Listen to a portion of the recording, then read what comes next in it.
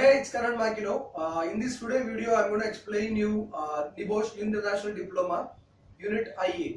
Means what kind of content exists in NEBOSH International Diploma Unit IA and what is their actual purpose in the workplace safety. So actually NEBOSH International Diploma Unit IA is managing health and safety. Means once the candidate have completed NEBOSH International Diploma Unit IA, they will get to know how to manage successfully the effective health and safety management system in any workplace. Means from the planning to till the implementation of successful management system, you will get to know the full idea. For example, I will tell you, just imagine the safety engineer or the safety consultant who is trying to effectively manage health and safety management system without understanding the effect of or the involvement of human behaviors at the ground level. For example, unless and until when the workers are not complying to the workplace safety rules, you can never able to implement the effective safety management system. So if you wanted to understand the workers, of course, you have to know the human factors, how the human failures are occurring and what could be the reason, different type along with the examples. So they have explained you in the 8th element.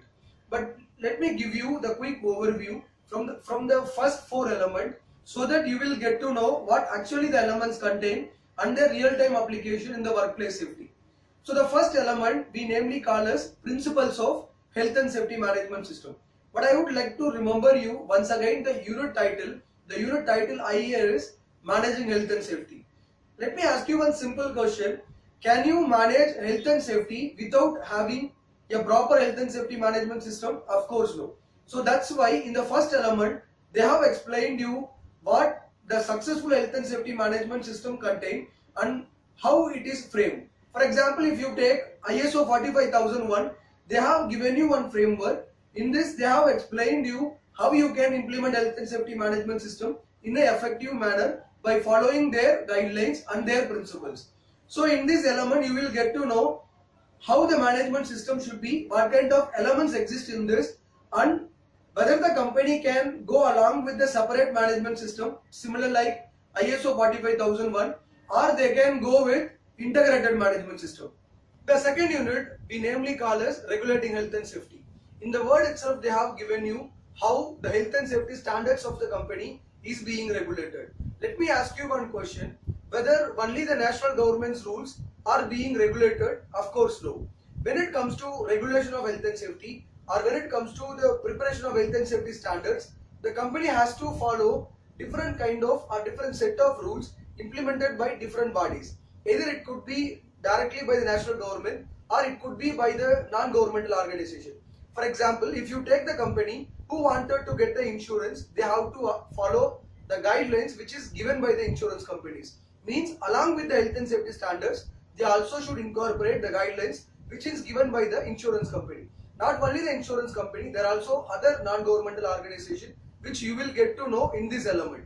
So in this element, they have explained you what is the role of national government, what is the role of legislation within the health and safety standard, what is the role of non-governmental bodies within the health and safety standards, as well as the role of ILO, International Labour Organization, and their influence on country health and safety standards. So while completing this unit, you will have a full idea about the legal requirement, as well as you can able to interpret any legal requirement and you can implement the same in your workplace. The third element, namely we call as loss causation and incident investigation.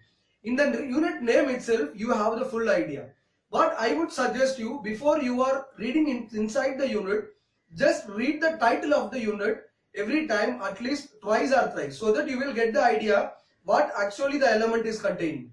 For example, if you take this element, loss causation and incident investigation, they are just going to explain you what kind of different causes that creating accidents in the workplace or that creating different kind of losses in the workplace. The loss could be absenteeism, the loss could be ill health, or the loss could be in the form of dangerous occurrence. Which one is causing the losses within the company? Also, you will get to know how you can investigate the accidents in your workplace.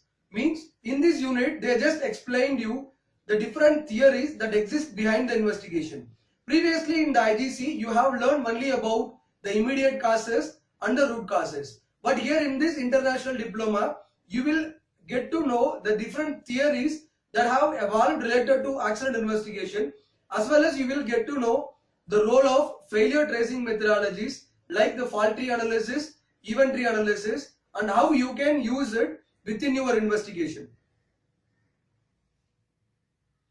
The fourth element we namely call as measuring and reviewing the health and safety management in your company. In the unit title itself, they have explained you how you can measure the health and safety performance of your company, how you can review the health and safety performance of your company. Let me ask you one simple question, whether the measurement and the review both are different or both are same. Of course, both are not same. For example, in the workplace, you can perform safety inspection or you can perform safety audit. Means you are measuring whether the company performance is effective or not, as per the standards or not, in line with the legal requirements or not. These things will come under measurement of health and safety performance. But what is the meaning of review? At the end of the year, or in the 3 months once, or in the 6 months once, you have to predict whether your health and safety performance is in line with the target, or whether your health and safety performance are moving in a satisfactory manner. So what you can do, you can collect your inspection records, you can collect your audit records, or you can collect all the document which is existing related to health and safety standards, and you can review whether you are moving in a right direction or not. So in the fourth element, you will learn everything about measuring health and safety performance in a proactive way, measuring health and safety performance in a reactive manner. Also, you will get to know how you can review health and safety performance of your company. Hope you have got some insights about the first 4 units. Let me catch you with another video in which I will explain you the remaining 4 units. If you have any doubts or opinions or feedbacks, don't forget to leave your comments. Thank you.